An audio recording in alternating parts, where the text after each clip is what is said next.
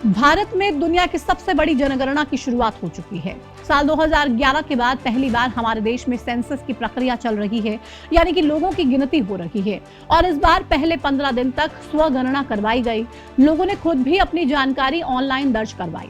हरियाणा समेत कई राज्यों में ये प्रक्रिया पूरी हो चुकी है, तो कुछ में अभी शुरू होने वाली है। जहां स्वगणना का काम पूरा हो चुका है, वहां अब सरकारी कर्मचारी घर घर पहुंच रहे हैं और जानकारी का सत्यापन कर रहे हैं। जिन्होंने अपनी जानकारी नहीं दी, उनकी जानकारी भी एकत्रित की जा रही है। जनगणना के दौरान आपसे कौन कौन से सवाल पूछे जाएंगे, क्या जानकारी आपको देनी है और क्या नहीं देनी है, और जो सरकारी कर्मचारी आपके पास आएंगे आपके घर में, उन्हें कैसे पहचाने कि वो सही कर्मचारी हैं या फिर कोई फ्रॉड तो नहीं। इस दौरान आपको सतर्क आखिर क्यों रहना पड़ेगा, जनगणना से जुड़े हर पहलू के बारे में आपको इस वीडियो के जरिए हम बताएंगे। नमस्कार, आपके साथ में प्रतिमा दत्ता। ताजा आंकड़ों और अनुमान के हिसाब से हमारे देश में फिलहाल 145 करोड़ से ज्यादा लोग रहते हैं। अब सोचिए, इस पूरी आबादी को एक एक करके गिनना है और सटीक जानकारी इकट्ठा करनी है। इसलिए जनगणना 2 चरणों में होगी। पहले चरण की प्रक्रिया चालू है, जो 30 सितंबर तक चलेगी। इसमें देश के हर मकान की गिनती ठीक की जाएगी और उसके बारे में तमाम जानकारियां जुटाई जाएंगी। दूसरा फेज अगले साल फरवरी में होगा, जिसमें हर व्यक्ति को गिना जाएगा और उनके बारे में जानकारियां जुटाई जाएंगी। इस बार देश में पहली बार जातियों का डेटा भी तैयार किया जाएगा और सब कुछ डिजिटल तरीके से होगा, यानी कि कई तरह से इस बार की जनगणना खास रहने वाली है। जनगणना के पहले चरण में कुल मिलाकर 34 सवाल पूछे जा रहे हैं। इन तमाम सवालों को आप अगर कैटेगरी के हिसाब से देखें तो मुख्य 3 हिस्से हैं, जिसमें परिवार, मकान और सुविधाओं के बारे में जानकारी मांगी गई है।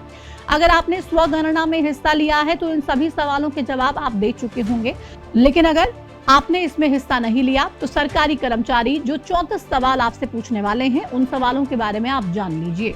शुरुआत के 3 सरकारी कर्मचारी के लिए है, जिनमें लाइन संख्या, भवन संख्या और जनगणना मकान की संख्या की जानकारी दर्ज की जाएगी। चौथा सवाल मकान के फर्श से संबंधित है। 5वां सवाल में दीवार और 6ठे सवाल में छत की जानकारी मांगी गई है।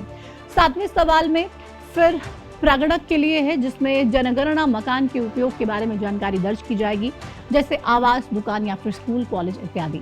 8वें सवाल में मकान की स्थिति के बारे में जानकारी मांगी गई है। 9वें सवाल में परिवार से संबंधित सवाल शुरू होते हैं। 10वें कॉलम में परिवार के सदस्यों की जानकारी देनी होगी। 11वें सवाल में परिवार के मुखिया का नाम देना होगा। 12वें सवाल में जेंडर से संबंधित क्वेश्चन है और 13वें सवाल में अनुसूचित जाति और जनजाति के बारे में पूछा गया है। 14वें सवाल में मकान के स्वामित्व की स्थिति के बारे में पूछा गया है। 15वें सवाल में मकान में कमरों की संख्या और 16वें सवाल में परिवार में रहने वाले विवाहित दंपतियों के बारे में जानकारी मांगी गई है। 17वें सवाल में पीने के पानी का स्रोत पूछा गया है और 18वें सवाल में स्रोत की उपलब्धता पूछी गई है। 19वें सवाल में घर में लाइट की व्यवस्था के बारे में सवाल पूछा गया है। 20वें सवाल में शौचालय की सुलभता और 21वें सवाल में शौचालय के प्रकार के बारे में पूछा गया है। 22वां सवाल गंदे पानी की निकासी से जुड़ा हुआ है। 23वां सवाल स्नान घर के बारे में है। 24वां सवाल रसोई घर और रसोई घर में गैस कनेक्शन की उपलब्धता से जुड़ा हुआ है। 25th क्वेश्चन में खाना पकाने के लिए इस्तेमाल मुख्य ईंधन के बारे में जानकारी मांगी गई है।